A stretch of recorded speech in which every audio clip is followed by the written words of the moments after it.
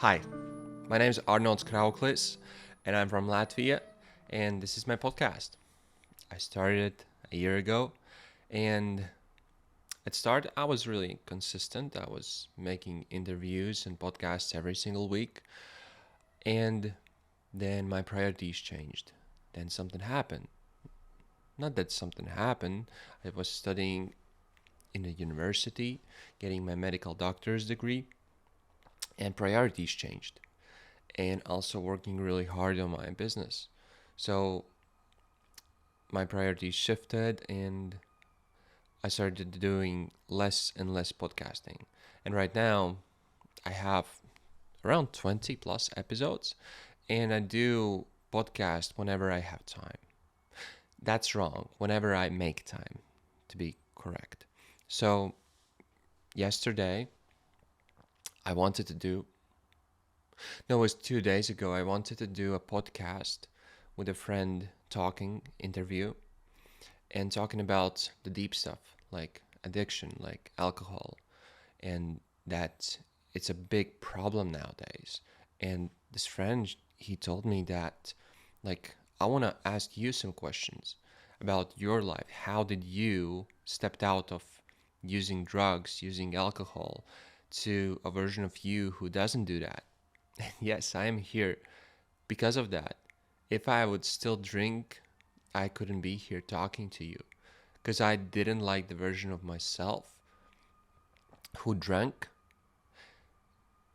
I just felt like you have to walk the talk, you know? You can't teach what you don't preach. So, this podcast, there was a big desire in me that I really want to do that, but I can't do it if I still drink. So I have to give up drinking. But I said give up. Is it really giving up? Is it really am I losing something if I don't drink? If I still drink, I would lose this. I would lose podcast. This desire in me, I would lose that. There's nothing to lose if you give up drinking. Those nights with friends when you have fun? I mean, if you have a dream job, a dream body, dream health,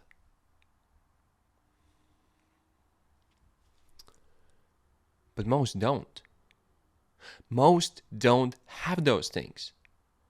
And they lie to themselves that they are having fun. Like, how can you have fun doing all those things when you don't have a dream body, dream job, dream health?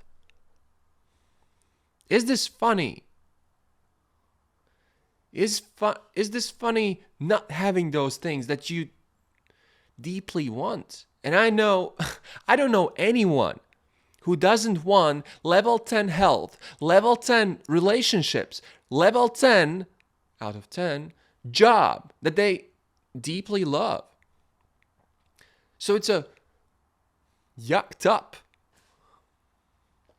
generation, yucked up mindsets, yucked up life. Why? In my case, how do I see it?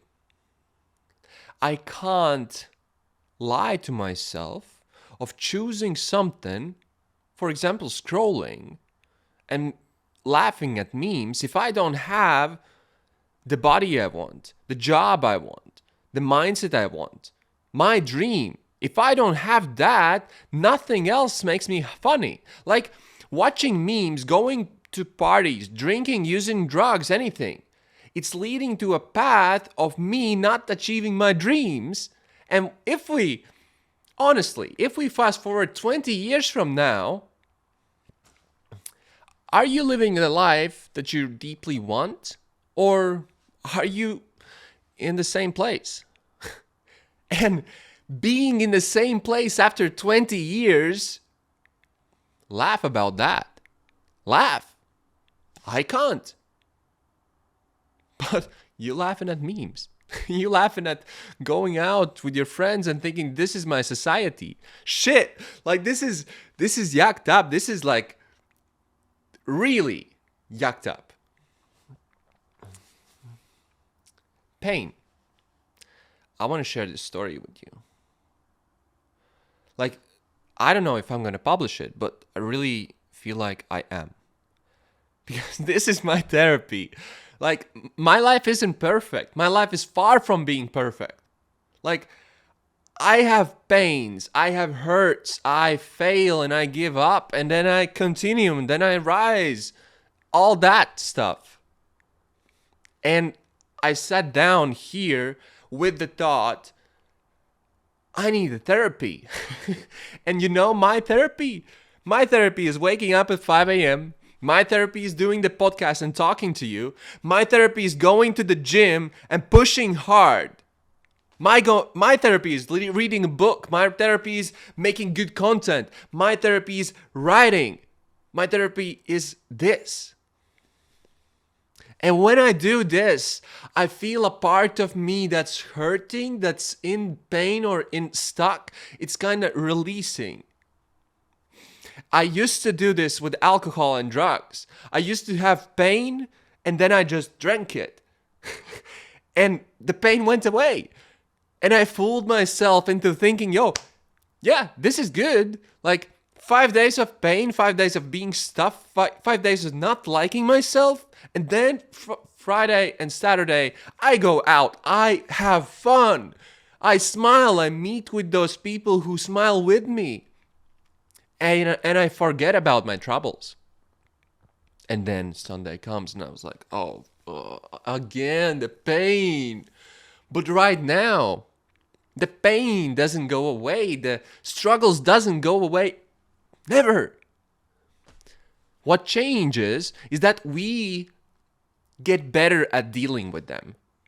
I'm talking from experience. If I dealt with those things, with drinking, with partying, with meaningless sex and all that stuff, like distractions, right now, I know that any of those things is getting me to the place where I am 20 years in the future feeling regret over the potential I never fulfilled.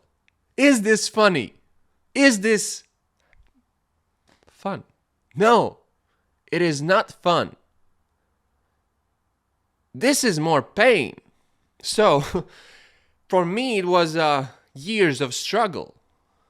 Years of fooling myself into going that path, then stepping out and going to the other path of, okay, I'm going to wake up early, I'm going to do good.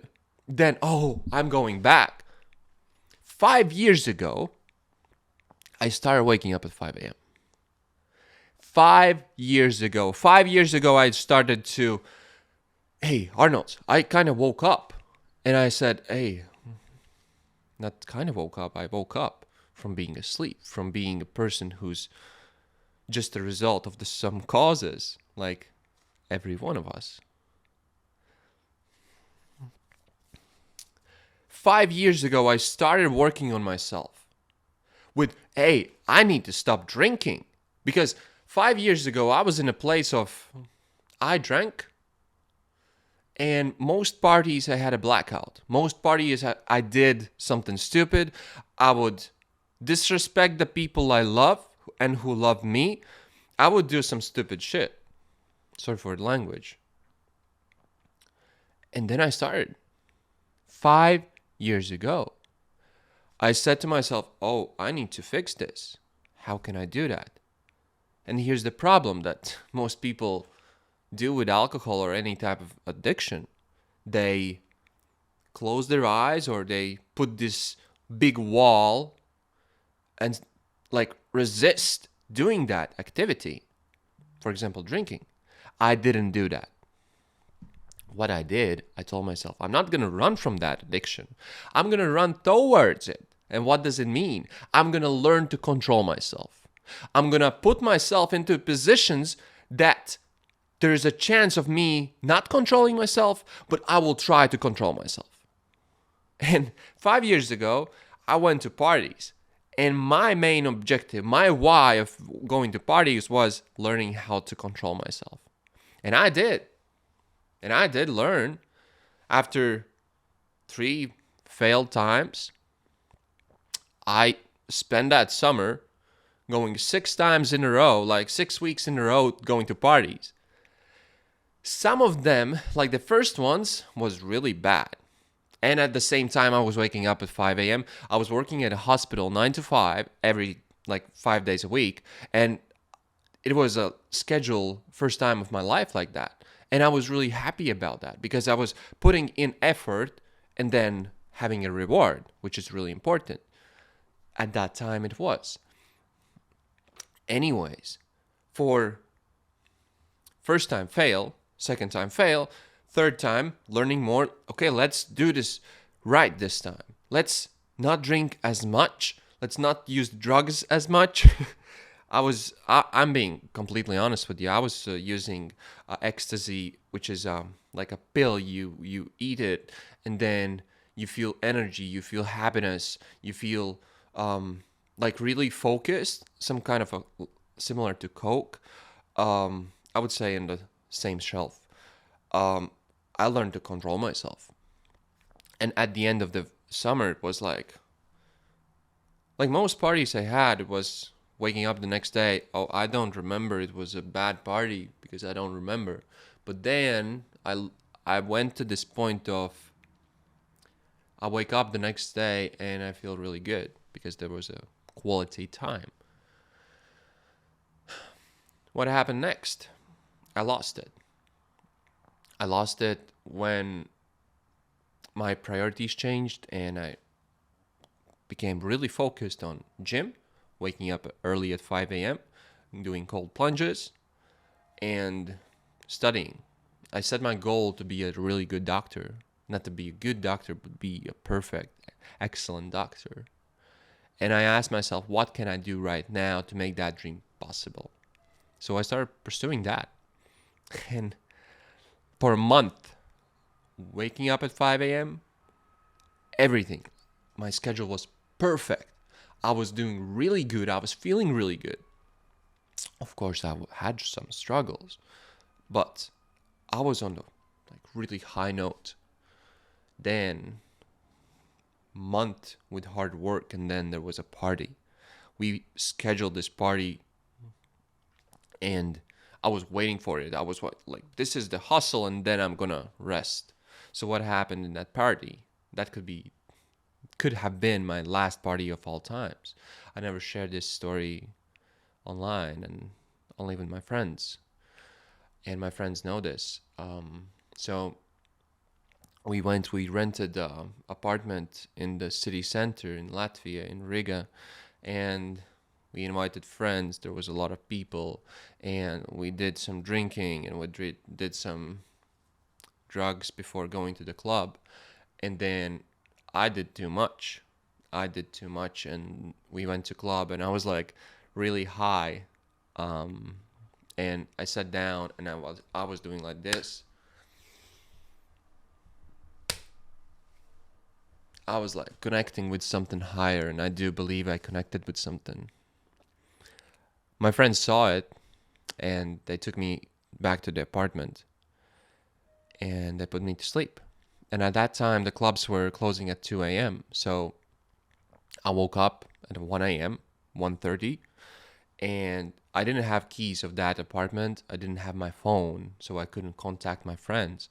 So I was in the apartment, and I remember looking at my hands. It's like in the movie where, I don't know what kind of a movie, but the camera over here, and you look at your hands, you look at your legs, they're moving.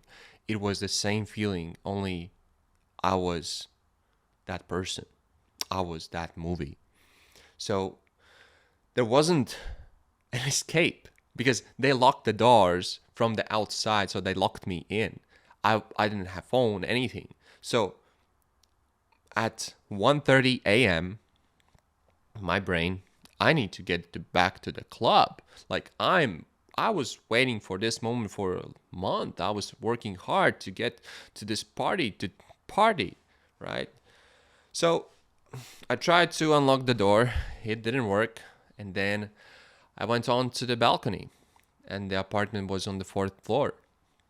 I stepped outside, and I was thinking, oh, there are balconies on the top of each other. And I was like, I can just walk out. I can be a Spider-Man and just walk out the balconies. Being completely high. I stepped on the balcony. I watched down. 2 balconies in the down. So, fuck it. I'm gonna do it. Sorry about the language. And I jumped. I jumped from the outside of the building, from the one balcony to the other. And I got to the second floor and I looked down and there was no balcony. Because on the first floor, there's no balcony. I was like, I'm stuck at 1:30 a.m. I'm stuck on the like random apartments balcony in the night. Like there could be a family inside. Imagine waking up at your apartment and there's a guy sleeping on your balcony. Oh my. I can laugh because I dealt with the hardship and like I blamed myself, I punished myself, all that stuff. It was 5 years ago. So right now I see this as a different person, different version of me who was in the past, who's not the here anymore, because that's not who I am. So I looked down and between the ground there was this small thing on the wall, so I could just jump on my legs, like touching my top of my legs and then falling down. So I was like, okay, I'm gonna do it. So I was hanging and then I swinged myself. Oh my God. This sounds crazy even if I say it to you. And then I swing myself and then I hit this like step on the wall and then I landed on the ground. I felt my knees kind of hurting a little bit, but I was down and I was like feeling like this gymnastic championship of Olympic Games. Seriously. And I was like, oh, yes, let's get to the club. So I ran to the street and there was a taxi. Taxi picked me up. We went to the club. And when I got to the club, my friends are going out. Like we met at the same time. And it's like, I'm here. And my best friend was like, what the yak are you doing here? Like, how the hell you are here? And I was like, I jumped out of the balcony. And he was like, what did you do? And he was really angry. I was like, I jumped over the balcony to get here, to get to the party. Let's party. What? What did he... He was so angry. He was so angry at me. Because I could have died. I could have slipped. I could have not been here. But I don't know.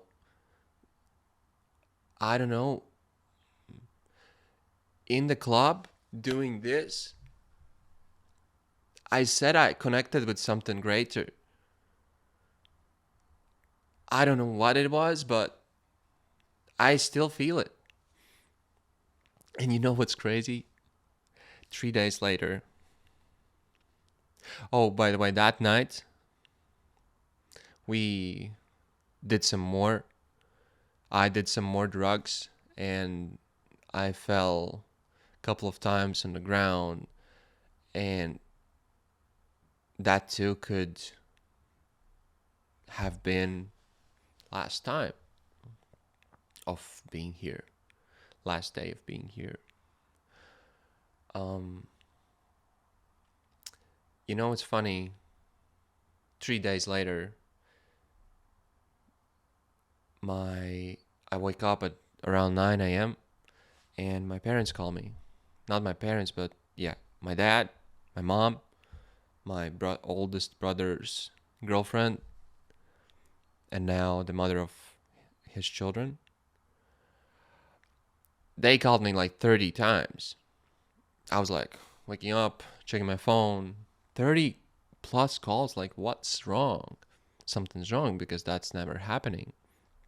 And I call my dad, and my dad says, hey, your oldest brother got pushed out of the 4th floor yesterday and he's in hospital. And I was like, what? Like 3 days ago, I have this experience of me almost killing myself, and now 3 days later, my brother actually falls out. And I was like, what's happening? He's all right, if you asked. He got for a couple of months. To. He was on the bed. He couldn't move. He was in pain, but he's good now. He has 2 children, 2 awesome children. I love them very much. Yeah, so